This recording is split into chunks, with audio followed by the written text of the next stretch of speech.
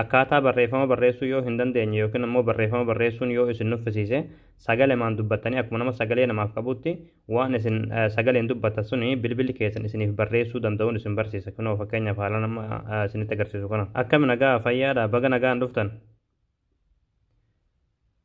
Baga gammaddan.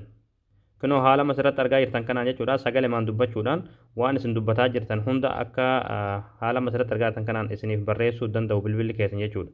Waan naman dubbachaa jiru kana barreessaa jira jechuudha kuma asirratti argaa jirtan kana jechuudha bilbilli kun.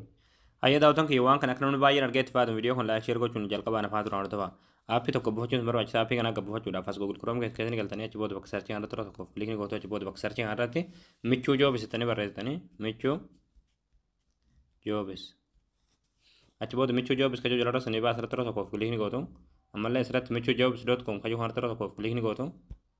Ammallee haala kan sitti fidaa asirratti akkuma sarchii irratti tokko kilikni gootu bakka sarchii irratti qubee o barreessanii achi booda sarchii fuulduraa kan kilik gootu sarchii gootu. Achi booda ammallee haala kana suuraa kan fidaa suuraa kan irratti tokko kilikni gootu. Achi booda aappichi gad buufachuudhaaf suuraa oltaa gad deemtu oltaa manumaati.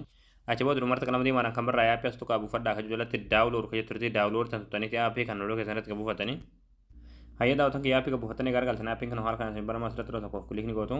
Ammallee English yookiin immoo afaan Oromoo keyboard kajuu waan tokko kilikni gootu. Ammallee asirratti fanish kan kilik gootu. Achi booda kunoo haala kanaan keyboardiin kun hojii isaa jalqaba jechuudha. Kunoo asirratti fakkii sagalee gadi qaban inni jirti jechuudha. Fakkii sagalee sanarratti tuttaniituma jechuudha. Alaa tuluma sagalee naasuttanii waan sagalee naasuttatan isiniif barreessa jechuudha. Haala asirratti